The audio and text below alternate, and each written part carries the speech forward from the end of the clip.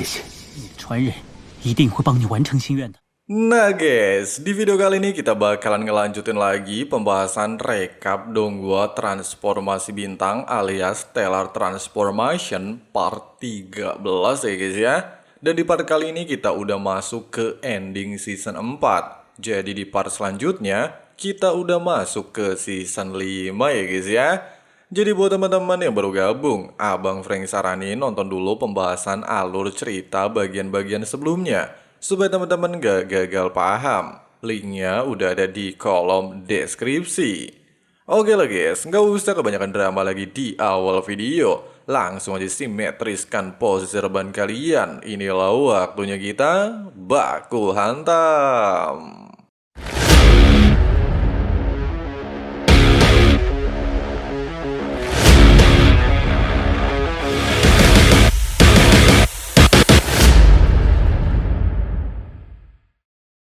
Di saat semua orang sedang mempersiapkan diri menghadapi tantangan berikutnya untuk menuju aula harta karun, Qin Yu justru mendapatkan kabar mengejutkan. Hao Fei dan He Yu ternyata telah menyelesaikan transformasi kekuatan iblis mereka, sehingga mereka harus segera naik ke alam atas dan tidak akan lama lagi meninggalkan dunia fana. Pada awalnya, mereka mengira perjalanan ke alam Niang hanya akan berlangsung sekitar 1 tahun.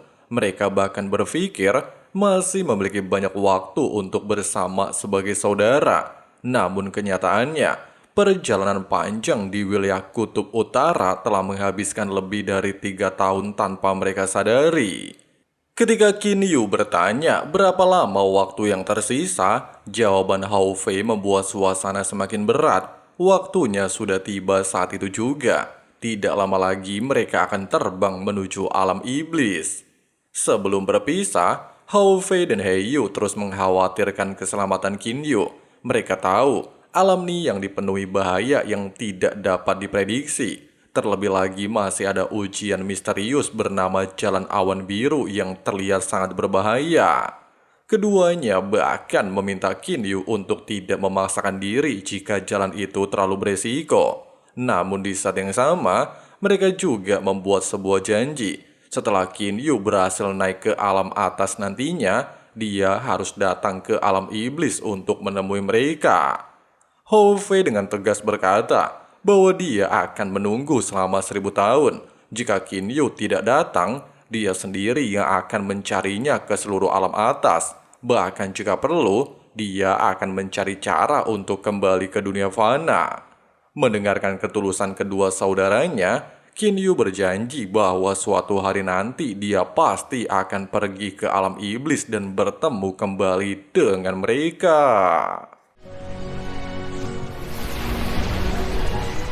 Sementara itu, perhatian para ahli dari berbagai faksi kembali tertuju pada prasasti kuno yang menjaga Jalan Awan Biru. Mereka juga menemukan batu prasasti yang bertuliskan hanya 1 orang boleh memasuki Jalan Awan Biru pada satu waktu. Jika ada 2 orang yang berada di sana secara bersamaan sebelum peserta pertama berhasil atau mati, maka keduanya pasti akan tewas. Setelah melalui perdebatan panjang, para ahli dari berbagai kubu akhirnya sepakat mengirim bawaan mereka terlebih dahulu. Ming San dari kubu para immortal menjadi orang pertama yang mencobanya. Belum lama memasuki Jalan Awan Biru, tablet jiwa milik Ming San langsung hancur. Dengan kata lain, Ming San telah tewas tanpa ada yang mengetahui rintangan apa di dalamnya. Kegagalan pertama membuat suasana semakin tegang. Setelah itu beberapa ahli lainnya juga mencoba menembus jalan tersebut. Ada yang bertahan lebih lama, namun pada akhirnya tetap gagal. Di tengah-tengah situasi tersebut, Ao Feng dan Man Qian justru tertarik menyadari adanya sebuah gulungan misterius yang tersembunyi di alam Niang. Menurut mereka, gulungan tersebut merupakan salah satu harta paling berharga di seluruh alam rahasia tersebut. Bahkan hanya kalah dari harta utama yang ditinggalkan Kaisar Abadi Niang. Sementara itu, Qin Yu justru tenggelam dalam pikirannya sendiri. Dia teringat ayahnya. Li Er, serta Hao Fei dan He Yu yang kini telah pergi. Untuk pertama kalinya, dia merasakan kesepian yang begitu dalam. Namun masih ada masalah yang jauh lebih besar. Qin Yu belum menemukan kelanjutan teknik kultivasi Stellar Transformation. Tanpa teknik lanjutan tersebut, dia tidak tahu bagaimana cara menembus tingkat berikutnya dan naik ke alam atas. Bersama dengan hal tersebut, Qin Yu tanpa sengaja melihat sebuah cincin di sebuah patung, di mana cincin tersebut sangat mirip dengan cincin Raja Api yang sebelumnya dia dapatkan dari Mansion 9 Pedang. Tidak berselang lama, di saat Qin Yu kembali berkumpul dengan anggota lainnya, percobaan baru dilakukan di Jalan Awan Biru. Kali ini, Yuli yang dari ras siluman memasuki jalan tersebut. Dan hal mengejutkan terjadi. Yuli yang akhirnya berhasil menjadi orang pertama yang melewati tantangan dengan sangat cepat. Keberhasilannya membuat semua orang terkejut. Setelah dianalisis, mereka mulai menduga bahwa kecepatan mungkin menjadi kunci untuk menembus Jalan Awan Biru. Meskipun begitu, tidak semua orang percaya begitu saja. Mereka khawatir masih ada rahasia lain yang belum diketahui. Satu persatu, para ahli kuat mulai berniat melewati Jalan Awan Biru. Namun sebelum melanjutkan ke area berikutnya, mereka membuat sumpah bersama. Siapapun yang berhasil menembus Jalan Awan Biru wajib memberitahu yang lainnya. Jika ada yang diam-diam mengambil harta sendirian, maka jiwanya akan hancur.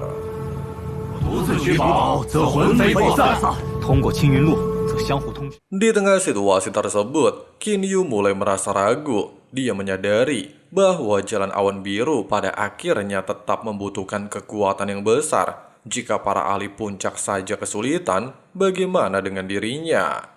Melihat keraguan Qin Yu, Zhongju dan Man Qian mencoba membujuknya untuk tidak mengambil resiko. Mereka bahkan memberinya senjata dan perlengkapan berharga agar perjalanannya ke alam Niang tidak sia-sia jika dia memilih berhenti sampai di sini. Di saat hanya tersisa seorang diri, Qin Yu kembali menghampiri patung untuk mengambil cincin. Bahkan ketika cincin tersebut disatukan dengan cincin sebelumnya, Qin Yu langsung bertemu dengan proyeksi Kaisar Niang, di mana dua cincin yang Qin Yu berhasil satukan memiliki julukan asli bernama Yan Xuan. Artefak tersebut memiliki kekuatan gabungan antara panas ekstrim dan dingin ekstrim. Selain memperkuat domain gravitasi miliknya, cincin itu juga menghadirkan domain api langit dan domain asap biru yang sangat mengerikan. Meski Kaisar Abadi Niang mengakui kekuatan artefak tersebut sangat luar biasa, namun dia juga memperingatkan Qin Yu agar tidak membiarkan siapapun mengetahui keberadaan cincin Yan Xuan sebelum mencapai tingkat mistik immortal. Pasalnya harta tersebut terlalu berharga dan dapat mengundang banyak musuh. Tidak berselang lama, Qin Yu menerima kabar bahwa beberapa orang telah berhasil melewati Jalan Awan Biru. Namun bukannya mundur dan demi menjadi orang kuat serta menemukan petunjuk Paman Lan dan bertemu dengan kembali Lin Er dan demi berkumpul lagi dengan Hao Fei serta He Yu di alam atas, Qin Yu akhirnya memutuskan untuk terus melangkah maju menghadapi ujian berikutnya di alam rahasia Niang. Bersama dengan hal tersebut, Wulan merasakan kemunculan cincin Yan Xuan. Dia segera menyadari bahwa artefak legendaris tersebut akhirnya telah muncul kembali ke dunia. Setelah berhasil melewati Jalan Awan Biru yang penuh bahaya, para ahli dari berbagai kubu akhirnya berkumpul di area berikutnya dalam alam rahasia Niang. Namun begitu tiba di sana, suasana langsung berubah menjadi tegang. Ao Feng dan Man Qian tampak sangat fokus pada sebuah benda misterius yang berada di hadapan mereka. Keduanya bahkan menunjukkan reaksi yang tidak biasa, seolah-olah harta tersebut jauh lebih berharga dibandingkan semua harta yang pernah mereka lihat sebelumnya. Meskipun mereka telah mencoba untuk mendapatkannya, namun sayangnya tidaklah membuahkan hasil apapun. Nah, ternyata benda yang mereka incar adalah gulungan segudang binatang, sebuah artefak ilahi tingkat rendah yang sangat legendaris.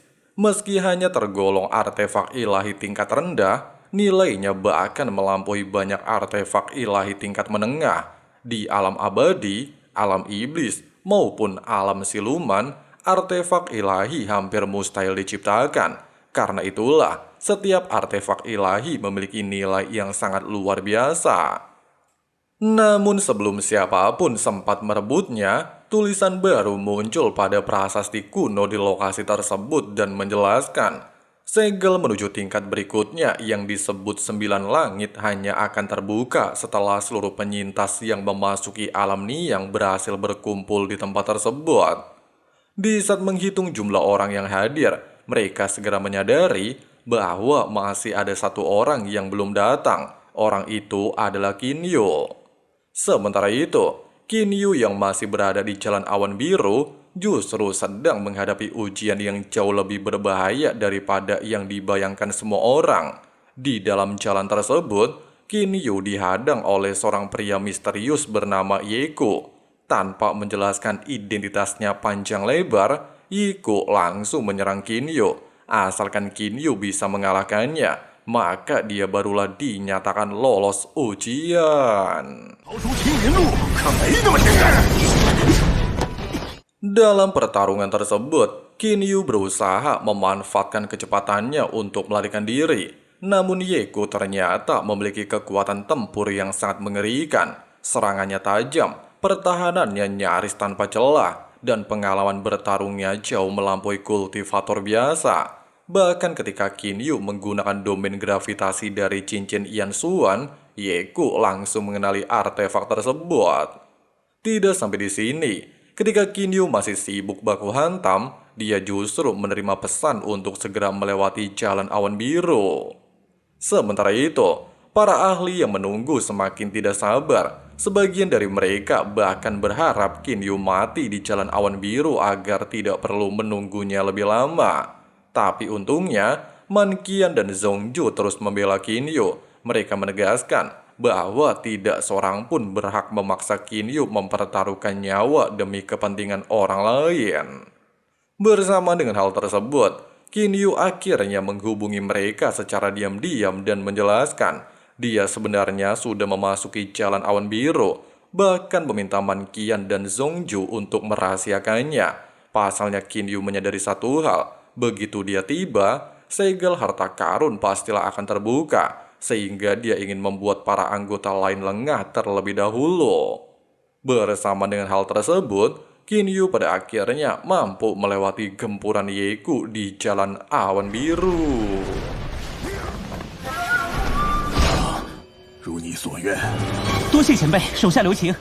Singkatnya, bersama dengan kemunculan Kinyu, segel yang selama ini menghalangi akhirnya terbuka, sehingga seluruh orang langsung mencoba memperebutkan harta ilahi tersebut. Di tengah-tengah keributan, Fang Tian seolah-olah mampu merasakan resonansi dari gulungan segudang binatang dengan garis keturunan naga emas bercakar 5 di tubuhnya, sehingga dia tanpa ragu langsung bergerak untuk merebutnya. Tindakan tersebut memicu pertarungan besar antara para ahli terkuat yang hadir, bahkan membuat Man Qian, Huaiyan, Ao Feng dan para ahli lainnya langsung terlibat dalam pertempuran sengit demi memperebutkan artefak ilahi tersebut. Di saat pertempuran semakin memanas, Kinyu diam-diam mengambil keputusan. Dia lantas memanggil boneka Lan Feng dan menggunakan 6 batu roh tingkat tinggi, sehingga membuat kekuatan boneka Lan Feng langsung meningkat sangat pesat. Terlebih lagi, semua orang mengira Lan Feng adalah kultivator kuat sekaligus pamannya Kinyu. Bahkan Fang Tian yang sedang berada di puncak kekuatannya pun tidak mampu melawannya. Dengan kekuatan luar biasa, Lan Feng menghentikan pertempuran hanya dalam waktu singkat, sehingga Kinyu bisa meneteskan darahnya untuk menjadi pemilik dari gulungan segudang binatang. Suara Kaisar Niang menjelaskan Gulungan tersebut memiliki 3 lapisan kekuatan yang berbeda. Lapisan pertama berkaitan dengan tingkat Heavenly Immortal tingkat 1. Lapisan kedua berkaitan dengan tingkat Golden Immortal. Sedangkan lapisan ketiga berkaitan dengan tingkat Mystic Immortal. Dan setiap lapisan memungkinkan pemiliknya memanggil binatang roh yang sangat kuat untuk bertarung atas perintahnya. Bersama dengan hal tersebut, pemimpin lapisan pertama bernama Souyan sekaligus Raja Iblis tingkat 9 langsung mengakui Qin Yu sebagai tuannya. Souyan menjelaskan, dahulu lapisan pertama dihuni oleh banyak binatang roh tingkat rendah. Namun seiring berjalannya waktu, mereka yang berbakat berhasil menembus tingkat Raja Iblis dan naik ke lapisan kedua gulungan. Karena itulah, yang tersisa saat ini hanyalah para binatang roh dengan bakat biasa. Meskipun begitu, kekuatan mereka tetap sangat mengerikan bagi para kultivator dunia fana. Setelah memahami kemampuan baru yang dimilikinya, Qin Yu mengucapkan terima kasih kepada Lan Feng yang telah membantunya mendapatkan harta tersebut. Di saat Qin Yu memasuki area berikutnya, dia justru dikejutkan melihat Kaisar Immortal Niang sedang menghadapi pasukan yang diperintahkan oleh Kaisar Yu dan Kaisar Xuan.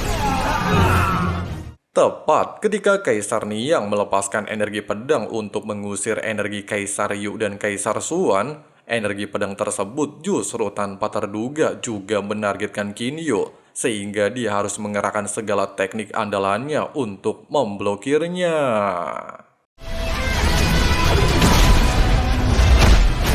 Bersama dengan Qin Yu benar-benar berhasil memblokir serangan, dia justru terlempar ke sebuah tempat dan bertemu sosok penjaga misterius bernama Wulan. Dia menjelaskan bahwa hanya 3 peserta terbaik yang berhak memperoleh harta karun paling berharga di tingkat atas 9 langit. Namun Qin Yu mendapatkan perlakuan khusus. Sebagai pemilik baru cincin Yan Xuan dan gulungan segudang binatang, apapun hasil ujiannya, Qin Yu tetap berhak memasuki tingkat tertinggi 9 langit. Wulan pada dasarnya mengaku bahwa dia awalnya tidak puas melihat seorang kultivator muda seperti Qin Yu memperoleh 2 harta legendaris sekaligus. Namun setelah melihat perjalanan dan pilihan yang diambil Qin Yu, pandangannya mulai berubah. Dia mulai mengakui Qin Yu sebagai penerus Kaisar Niang. Di saat Wulan bertanya, apa sebenarnya sosok yang melindungi Qin Yu, bahkan Qin Yu juga memperlihatkan boneka Lan Feng. Hal itu seketika membuat Wulan seolah-olah mengenali boneka tersebut dari tempat asalnya. Mendengarkan hal itu, Qin Yu sempat bertanya tentang asal-usulnya dan mungkin berkaitan dengan Paman Lan dan Li Er. Namun Wulan menolak menjelaskan secara rinci. Menurutnya, kekuatan Qin Yu saat ini masih terlalu lemah untuk mengetahui rahasia tersebut. Bahkan langsung mengirim Qin Yu untuk bertemu dengan jejak jiwa yang ditinggalkan Kaisar Immortal Niang. Tanpa ragu, Qin Yu segera bertanya, kenapa seorang kaisar abadi sekuat Niang menciptakan begitu banyak ujian, menyebarkan harta karun ke berbagai tempat, dan membiarkan begitu banyak orang mempertaruhkan nyawa demi mencarinya. Jawaban Niang ternyata jauh lebih rumit daripada yang dibayangkan. Semua ujian itu sengaja dirancang untuk mencari seorang pewaris. Istana Pedang 9 digunakan untuk memilih mereka yang berani menghadapi bahaya. Perjalanan panjang menuju alam Niang dipakai untuk menyeleksi mereka yang memiliki tekad kuat. Batu harta karun digunakan untuk menyingkirkan orang-orang yang terlalu serakah dan gegabah. Sedangkan jalan awan biru dipakai untuk menemukan para jenius terbaik di antara generasi yang sama. Namun ternyata semua itu bukan semata-mata demi mencari pewaris. Ada tujuan lain yang jauh lebih penting, yaitu balas dendam. Kaisar Niang kemudian mengungkapkan masa lalunya. Semua tragedi yang menimpanya berawal dari sebuah harta bernama gulungan misterius. Artefak itu mampu menuntun pemiliknya menembus sebuah kuil kuno yang dipenuhi artefak ilahi. Karena harta itulah Niang diburu oleh 2 penguasa tertinggi dunia abadi, yaitu Kaisar Yu dan Kaisar Xuan. Meskipun pada dasarnya, kekuatan Kaisar Niang tidak kalah dari kedua kaisar lainnya, namun naasnya, dia justru tanpa sengaja menginjak seekor cacing beracun tingkat dewa. Racun itu langsung menggerogoti inti jiwanya dan menjadi penyebab kematiannya. Karena itulah sebelum meninggal, Niang menciptakan semua ujian. Dia ingin mencari seseorang yang tidak hanya kuat, tetapi juga rela mengambil resiko demi orang lain. Dan setelah mengamati perjalanan Kinyo, dia akhirnya menemukan orang yang dicarinya. Niang kemudian menyerahkan seluruh warisannya kepada Kinyo, termasuk berbagai harta yang bahkan dapat memicu perang besar di dunia abadi. Sebagai balasannya, Niang hanya memiliki satu permintaan. Jika suatu hari nanti Kinyo cukup kuat dan berhasil naik ke dunia abadi, dia berharap Kinyo bersedia membalaskan dendam kepada Kaisar Yu dan Kaisar Suan. 谢谢你，传人一定会帮你完成心愿的。 Tidak berselang lama, kesadaran Jianglan tiba-tiba saja menunjukkan diri, sehingga Kinyo segera menanyakan kapan dia bisa kembali bertemu dengan Li Er. Sambil menunjukkan sebuah artefak ilahi bernama Pagoda Jianglan, Paman Lan menjelaskan, di dalamnya terdapat 3 lapisan ruang yang sangat istimewa. Lapisan pertama memiliki energi 10 kali lebih padat dibandingkan dunia luar, sementara waktu di dalamnya berjalan 10 kali lebih lambat. Artinya, jika seseorang berkultivasi selama 10 tahun di dalam alam Jianglan, hanya 1 tahun yang berlalu di dunia luar. Namun untuk membuka lapisan pertama saja, Kinyo harus memiliki kekuatan setara Golden Immortal tingkat 5. Sedangkan untuk menggunakan seluruh kemampuan alam Jianglan, dia harus menjadi jauh lebih kuat lagi. Dan hanya setelah mampu sepenuhnya menguasai artefak tersebut, Kinyo baru bisa bertemu kembali dengan Li Er. Namun kabar berikutnya bahkan lebih mengejutkan. Paman Lan mengungkapkan bahwa Li Er sedang dipaksa ayahnya untuk menikah dengan pria lain. Kemudian Paman Lan juga mempertemukan Kinyo dengan proyeksi Li Er. Meskipun semua ucapan Paman Lan sebelumnya kenyataan, Li Er lantas meminta Kinyo untuk tetap berhati-hati dan tidak mempertaruhkan nyawanya secara sembarangan. Dia juga akan menunggu Kinyo. Sementara Kinyo berjanji bahwa suatu hari nanti dia akan datang menjemput Li Er, bukan hanya untuk bertemu kembali, tetapi untuk menikahinya secara terbuka di hadapan semua orang. 宝物已各得其主，咱们也要告别了。 Tidak berselang lama, seluruh peserta yang masih hidup dipindahkan keluar dari alam rahasia Niang. Kinyo kemudian berpura-pura menyerahkan sebagian besar harta tingkat ilahi kepada boneka Lan Feng di hadapan Man Qian dan Zhongzhou, dengan alasan kekuatannya tidak cukup kuat jika membawa harta tingkat tinggi. Di sisi lain, para ahli lainnya justru secara nekat menargetkan keluarga Kinyo.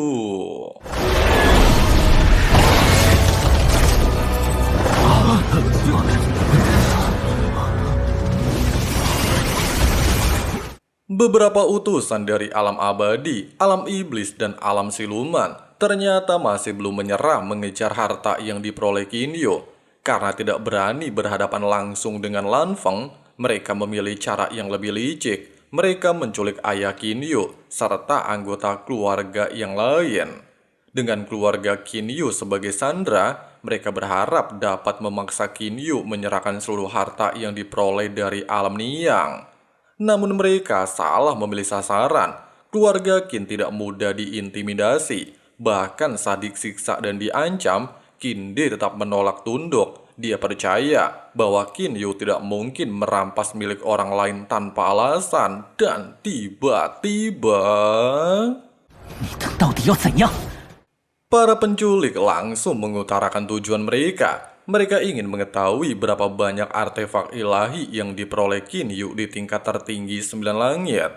Kinyo menjelaskan ada 3 artefak terkuat, yaitu pedang dewa penghancur langit, jubah tempur es hitam, dan gulungan misterius yang dikenal sebagai harta nomor 1 di alam abadi, iblis dan siluman. Namun semuanya telah dibawa oleh Lan Feng. Di saat para musuh masih saja tidak percaya, dia bersedia menjadi sandera dan menyerahkan diri, asalkan seluruh anggota keluarganya dibebaskan, sehingga mereka bisa memaksa Paman Lan Feng untuk menyerahkan semua hartanya. Menyadari tidak ada pilihan lain, para musuh pada akhirnya menerima tawaran tersebut. Tidak berselang lama, Qin Yu justru dibawa ke planet Huangxi, sebuah dunia dengan gravitasi 20 kali lebih berat dibandingkan planet asalnya. Di tempat ini, para musuh mulai menyusun rencana baru. Mereka ingin memancing Lan Feng datang seorang diri, lalu menjebaknya dalam formasi ilusi milik klan naga yang sangat kuat. Menurut mereka, jika Lan Feng berhasil dipisahkan dari dunia luar, mereka memiliki kesempatan untuk menghabisinya. Namun sayangnya, mereka tidak mengetahui satu rahasia penting. Meskipun mereka telah yakin menyegel inti jiwa Qin Yu, namun dengan kultivasi stellar transformation yang dipelajari Qin Yu, dia tidaklah memiliki inti jiwa seperti kultivator lainnya. Bersama dengan hal itu, boneka Lan Feng pada akhirnya menunjukkan diri dan merubah formasi segel yang sebelumnya disiapkan oleh ketiga musuh. Sementara Qin Yu langsung memanggil Su Yon dan pasukannya untuk menghabisi ketiga musuh dan merebut inti jiwa mereka.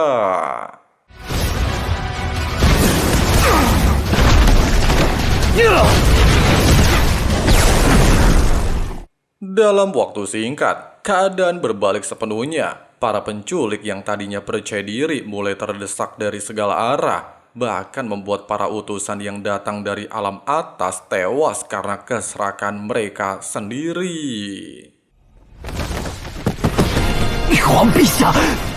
Setelah semua masalah aman, Qin Yu lantas memutuskan menggunakan planet Huangxi untuk melakukan kultivasi. Saat ini, dia telah mencapai tahap Star Stack alias panggung bintang dalam teknik Stellar Transformation, dan masalahnya tidak ada petunjuk mengenai tingkat berikutnya. Selama 10 tahun, Qin Yu terus merenung dan mempelajari berbagai fenomena alam demi menemukan jalan kultivasinya sendiri. Di momen inilah, Qin Yu teringat ucapan Paman Lan, di mana tanpa kehancuran tidak akan ada pembangunan. Mengingat ucapan tersebut, Qin Yu mulai menghubungkannya dengan proses kelahiran bintang di alam semesta. Sebuah bintang harus runtuh terlebih dahulu sebelum membentuk lubang hitam. Saat itulah Qin Yu akhirnya memperoleh pencerahan. Dia menyadari bahwa setelah Star Stack, tahap berikutnya adalah Dark Star Stack, sebuah tingkat yang menuntut penghancuran dan pembentukan kembali energi secara sempurna. Dengan pemahaman tersebut, hambatan yang menahannya selama 100 tahun akhirnya runtuh. Qin Yu berhasil menembus Dark Star Stack. Untuk menguji kemampuannya, Qin Yu lantas meminta Suoyan dan anak buahnya untuk bertarung melawannya.